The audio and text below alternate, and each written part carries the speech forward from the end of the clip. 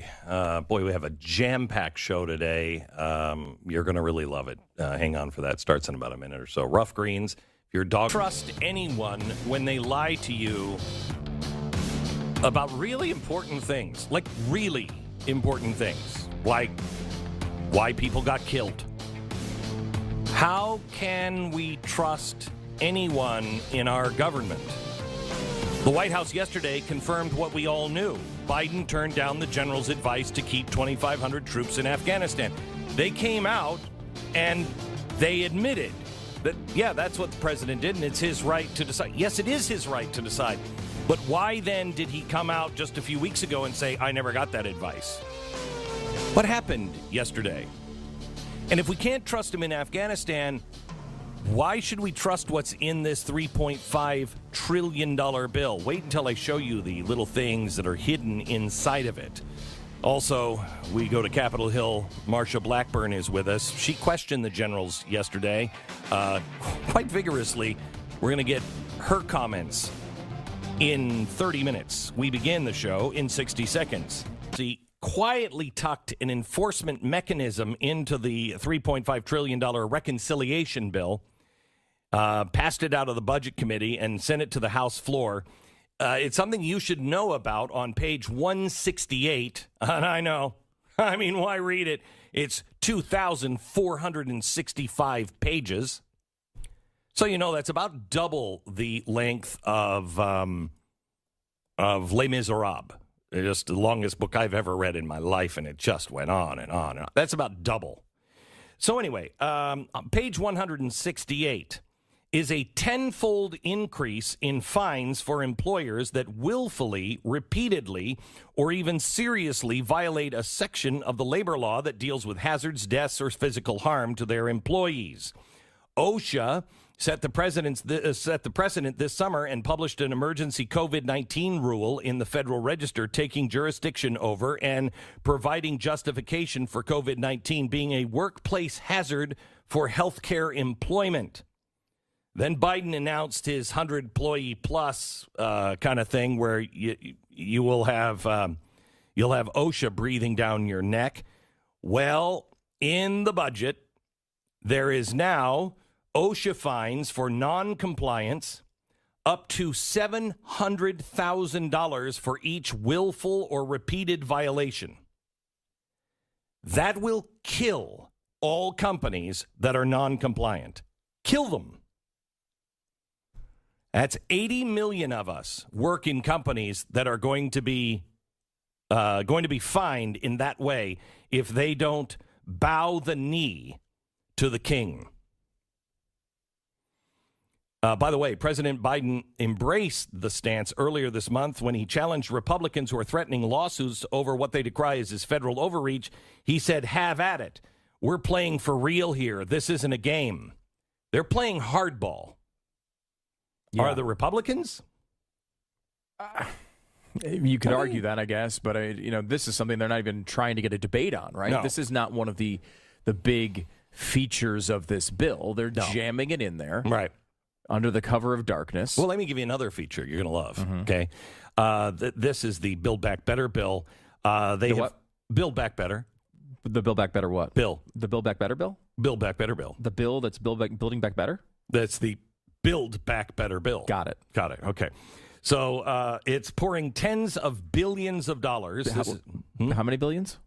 Tens of billions? Tens of billions. In the Build Back Better bill? Yes. Billions in the Build Back Better bill? Yes. An unprecedented amount into community organizations. That's because congressional Democrats have failed to ram through two voting bills, H.R. 1 and H.R. 4. Those were the ones that were going to change the elections, right? No, that's not the Build Back Better bill. That's a different bill. No, this is the bill that bankrolls the things in the Build Back Better bill. That bankrolls the Build Back Better bill of the billions. Yes, got it. It bankrolls nonprofit community organizations. That sounds totally like it couldn't possibly have any problems, right? The Small Business Administration is distributing huge sums to nonprofits that will serve as incubators, dispersing funds to startup businesses in underserved areas. Businesses are helped in the Build Back Better bill? With billions. Curiously, the SBA already has regional offices across the USA to help startups and could distribute the funds itself, but instead it's empowering nonprofits by making them the middleman. 90% of the startups fall. 90% of all startups fail, okay? No riskier place to put your money in than into a brand new business. Yet, the bill for the billions in the Build Back Better bill established no standards for which businesses get the billions of the Build Back Better bill, except they have to be majority owned by members of underrepresented communities, including residents of high poverty areas. Okay. And the formerly incarcerated. Oh, good. The one thing they cannot have. What's the? You said startups 90% failure. What's the startup of the formerly incarcerated rate? Is it higher than 90%? Would you say? I don't have the numbers on that, but I'm guessing maybe. Well, let me just say this: if you're formerly incarcerated and you started a business before, and it's been going for, let's say, 5 years, you have a pretty good chance. However, the one thing... that's not to say you can't turn your life around, Correct. but I would say just percentage-wise, Sure. the businesses that are trying to build back better with these billions, there might be better targets. Well, here's the one thing they can't have. If you're formerly incarcerated that lives in a high poverty area, and you're a member of an underrepresented community, and you're looking for funding for your startup, you can't have a track record. Oh, well, that would be... If you've been in business for 5 years, you're not eligible for this. Okay. So you have people, but also have no experience. No experience. No experience. Well, see, you pointed it out earlier, Glenn. These sorts of businesses are the most risky place to put your money. Well, that matters when it's your money. If it's not your money, who cares how risky it is? It's our money, so they don't care at all. Build Back Better is funding an even wider array of organizations. It's allocating a whopping $5.7 billion for community-led projects to stabilize neighborhoods. There's also $5 billion for climate justice block grants. Block grants for billions in the Build Back Better bill? Yes, to pay for community organizations for, among other things, facilitating engagement of disadvantaged communities in state and federal processes. Now, wait a minute. Facilitating engagement of disadvantaged communities in state and federal processes. That's just not at all. Not at all. Organizing votes? Yeah, that's what it sounds like. It's exactly what it is. It's exactly what it is. This is the left-wing community organizing that Barack Obama did. Barack Obama, the Build Back Better bill with billions? Yes. Why are all the words B's? I don't know. But you're right. This is essentially all of us funding the fever dream of Barack Obama pre-Senate. This is right. Like, this is his gig back then. Right, and this is what they don't need the federal election HR 1 or HR 4. Just throw it in here. Just throw it in here, and they're already funding it. That's what's happening. And if any Republican votes for this, they must be voted out of office. They must be voted out of office. They're not going to vote for this reconciliation bill, I don't think. But that doesn't matter. They don't need any Republicans. Like, all they have to do is get Joe Manchin and Kyrsten Sinema on board. And really think of all this stuff that we're discussing here. There's probably another 1,000 examples in this bill. Oh, yeah. I know Open the Books is going through it, and they're the ones I think that found this 10 times increase. They're going to find tons of stuff like this. So you're telling me I'm supposed to believe that the Democrats are not going to come through and get this thing voted on? Where I'm supposed to believe this pseudo theater where they all come out and say, I don't know, $3 trillion is a lot. Oh, well, I'll tell you, Joe Manchin, if you don't pass the $3 trillion, I won't pass your infrastructure bill. Oh, wow, there's a lot of disagreement here. I wonder if Nancy Pelosi can pull it off. Of course they're going to pull it off. You're telling me they're going to let all this stuff die? They can tell you that there's drama and there's pushing and pulling, and of course there's negotiation. Everyone wants to get their crap in at the end, right? Joe Manchin wants to have something that he kills in this bill so he can go back to West Virginia and fool them for the 500th time that he's actually moderate. But the bottom line is, Joe Manchin's not going to save you. Do you think Joe Manchin and Kyrsten Sinema are going to save you? They're not going to save you. They're going to come up with some justification to get this done. There's too much of this crap in there to let it die. It's way too important for them. I don't believe it at all. Glad I have a phone book still. I'm just looking for a rope store and a place where I can find the rickety stool, hopefully next door to each other.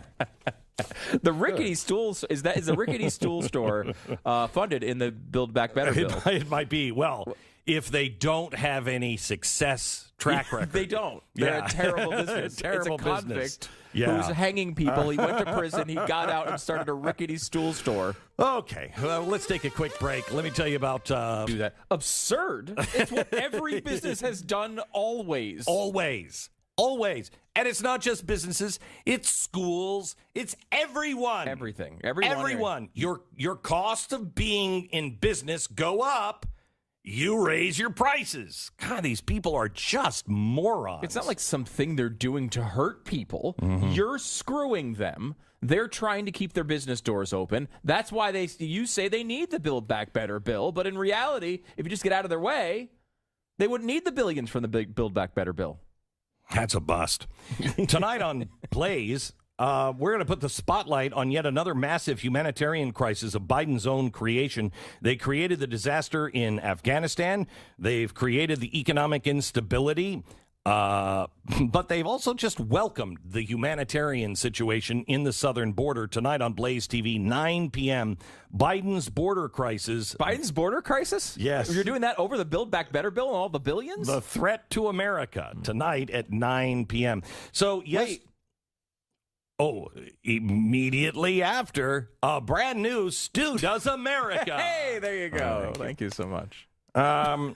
Yesterday, late in the show, we told you that there's in the Scientific American, there is some real concern that the term Jedi is problematic for describing programs that promote justice, equity, diversity, and inclusion.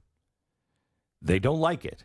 Now, this was written, and Stu, back me up on that. You thought this was, oh, geez, Glenn's reading something from, the Babylon Bee. Every once in a while, this has happened over the years. I've been doing the show with you for 20-some-odd years at this point. Mm-hmm. And every once in a while, one of these, parody stories gets sent to you by somebody, and it seems so real because the world is so crazy.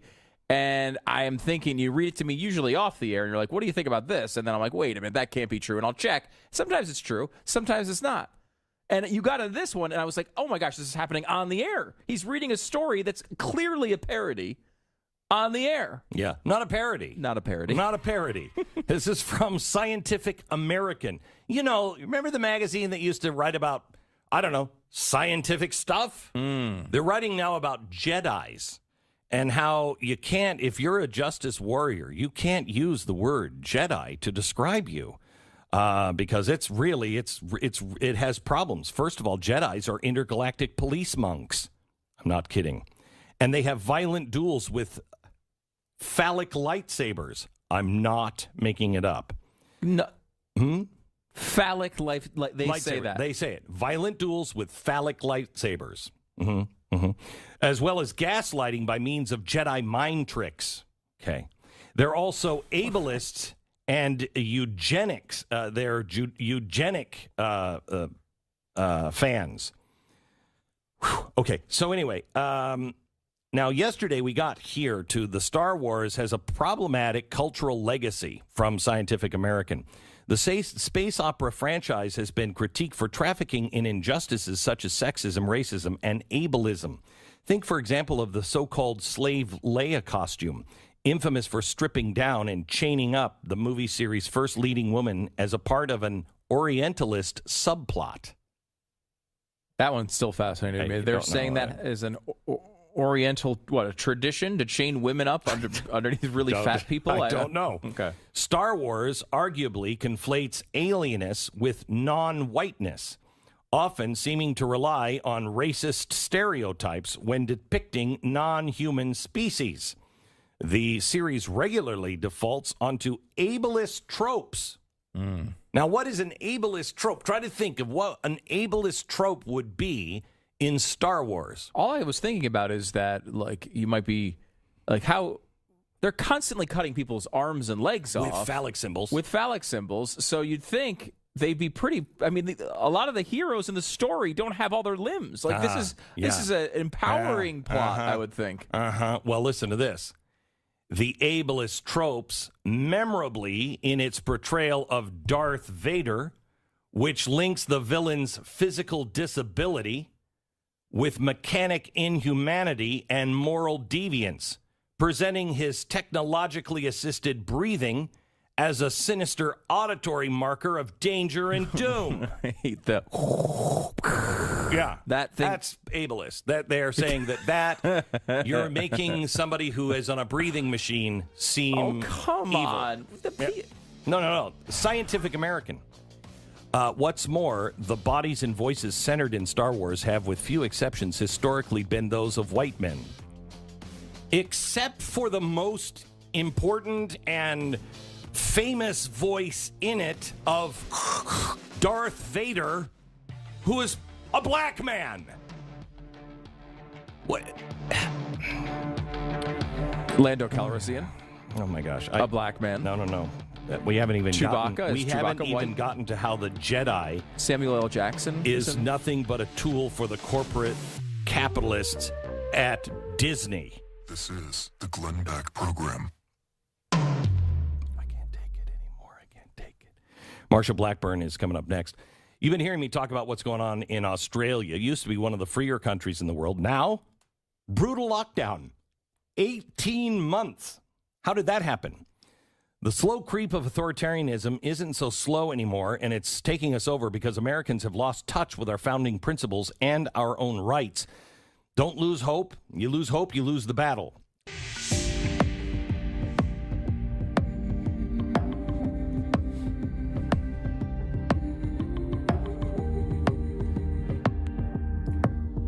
Did anybody, if you watched the Senate testimony yesterday, were you surprised that there didn't seem to be much hesitation in throwing the president under the bus?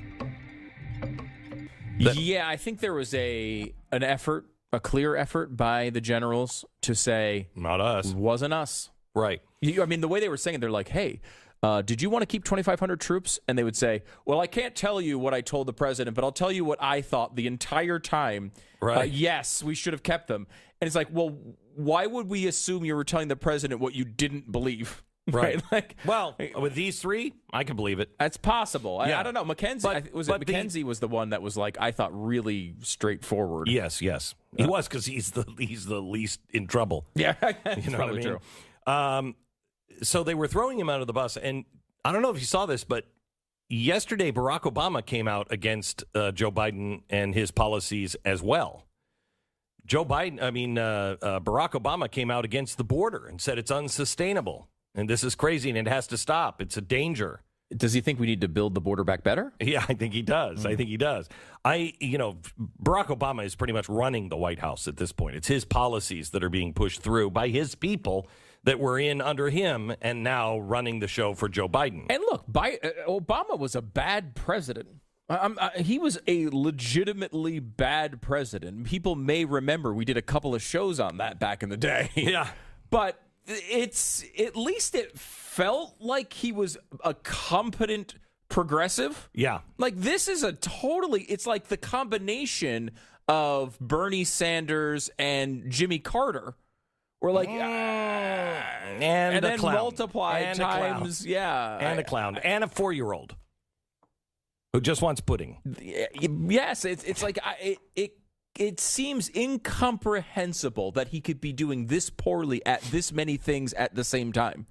It's not like a one-time screw-up. Everything this guy touches turns to garbage. I was going to say something else. Yeah. Glad I didn't. Yeah, I am too. It's hard to do, though. That's what I'm trying to communicate. If you want to screw things up, it's hard to be this consistent in every single category across the board. Which leads a sane individual to say, this is by design. Maybe it's not a screw-up. Maybe it's not a screwed-up. Because, again, if you're just screwing things up, occasionally things will fall to the other side. Like, whew, wow, that was a screw-up. That one worked out okay. There's nothing that works out to the advantage of America. Yeah. Nothing, ever. The McKenzie testimony yesterday, where he said, not only did I request that thousands of troops, or did I believe thousands of troops should remain in Afghanistan, but he just willingly volunteered the idea that, and also it was my belief that if we didn't keep those troops there, the Taliban, the government would crumble and the Taliban would take over the country immediately. So we know now, basically. Actually, they did confirm this later. The White House did confirm later that they did give them that information. Right. So we now know that the Biden administration was told by his top military advisors that if he did not keep these troops there, the government would crumble and the Taliban would take over. Exactly what happened. We now know that he was told that, not by evil Republicans who just want to stay at war forever, but by the people he chose to advise him. We have Marsha Blackburn on with us now. Yesterday, she went after the generals and trying to figure things out. What was your takeaway, Marsha? Oh, I have to tell you, one of the things that was very apparent was these guys are willing to basically turn around and pin this on Joe Biden. You had General Miller, who was before us in a classified briefing a couple of weeks ago, give us information about the troop levels and recommendations. And it was apparent that General McKenzie did receive that information from General Miller. They each had recommended a minimum level of 2,500 troops that would allow the safekeeping of Bagram Airfield, the prison that is there, the embassy, and support at HKIA Airport to keep terrorists away. So you had General Milley and Secretary Austin saying that message was communicated to the president and his team. Now, Glenn, that is really important because you've got people like Susan Rice and Jake Sullivan and Ron Klain who are really the puppet masters behind this thing and pulling all the strings. So it's important to note that they were made aware that you could not secure Afghanistan, that you were going to have issues with Taliban takeover if you pulled that troop level down. You could not get Americans out of there and conduct an orderly evacuation without having that minimum troop level of 2,500. So what it leaves you to say is, did President Biden and his team do this on purpose? Was this intentional? Is this the outcome that they wanted? And if it was intentional to have this chaotic, confusing withdrawal, what was the purpose? Was it solely because Joe Biden wanted to take a victory dance on September 11th and say, hey, look at me. I'm the guy. I did this. I ended this longest war. I got us out of Afghanistan. But in all of this, he missed the key point. It is the war on terror. It is the war on terror. We called it that because the Taliban has an allegiance to an ideology, not to a country. They had used Afghanistan as a safe harbor. And now because of Joe Biden's bad actions, what do you see? This group that is loyal to an ideology is now running a country, and they are going to be the safe haven for all of these terrorist groups, whether they're Hamas or Hezbollah or Al-Qaeda or ISIS or the Taliban or any of the other proxies. So what happens now? I mean, Okay, so now the general said, oh, we told him. Play cut 9 here. Here's Biden in August. No one told your military advisors did not tell you, no, we should just keep 2,500 troops. It's been a stable situation for the last several years. We can do that. We can continue to do that. No one said that to me that I can recall. Okay. So he obviously is lying, or he can't recall it because he's incompetent. Either way, what's going to happen? Now the mess has been made. America has been discredited all over the world. People died. The generals come out and say, we told him it would happen, but they were part of it. So what happens now? First of all, it is astounding to us that nobody's been fired. This is another thing that points to the fact that this is intentional. Second, what you will see, pardon me, is a greater focus by some of us in the Senate at Senate Armed Services Committee on our counterterrorism efforts. You also will see some of us in the Senate move forward with pushing to solidify relationships with some of our countries that are in the region, our allies that are in the region. And then probably next time we have a round of promotions coming up through the military, which we in the Senate have to sign off on, there's going to be further conversations about the environment that we're creating there. I have been astounded with how aggressively political General Mark Milley is.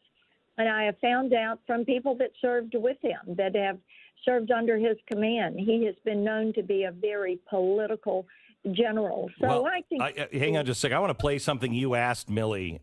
Cut 6, please. You asked him this yesterday. I'd like to know exactly why you asked this question.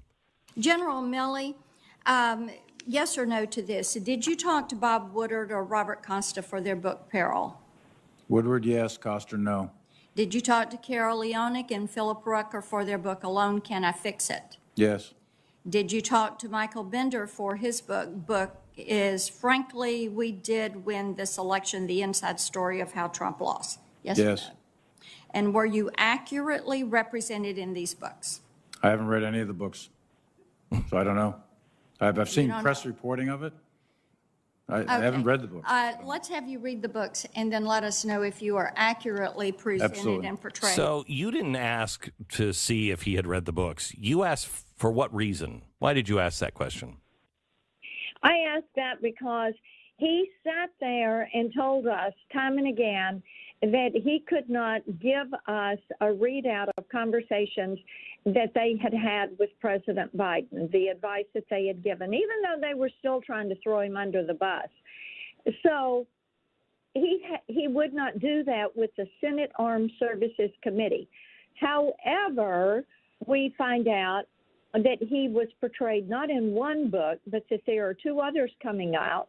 And you know what, Glenn, there may be even more books that we don't yet know about, books that are yet to be published. But did he do these on Pentagon time? Did he do these over a landline or on a Pentagon-issued cell phone? Are there transcripts from these conversations that he had with these authors?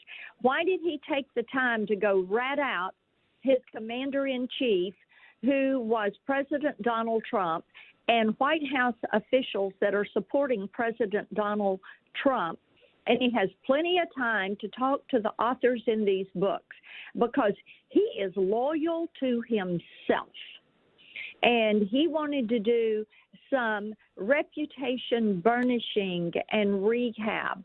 So he took the time to put his spin on what happened so that he would be seen in a positive light and President Trump in a less positive light. I think that is such a despicable course of action. So I wanted, while he was under oath, to find out if he took his time to do that, while all the while we have issues in Afghanistan And we're trying to push forward. I mean, the same thing in asking about the phone calls with Pelosi. Why did he do that on January 8th? Why was there a call to Chairman Lee, the Chinese Communist Party general, on January 8th? Why were there calls that were taking place? Was it to say, hey, I'm the guy in charge? Does he have an Alexander Haig type of approach to things where, I'm the guy in control here? That was outside of his chain of command. It is inappropriate. And what he needs to realize, we do not have a military that controls the government and the people. We have civilian control of our military that is answerable to the people. Senator Marsha Blackburn from Tennessee. She's on the Senate Armed Services Committee. She was there yesterday and questioned the three generals and actually at one point called them the three that broke the military. Senator, thank you so much for being on with us. Appreciate it. God bless. You got it. Take care. Bye. Sponsor this half hour is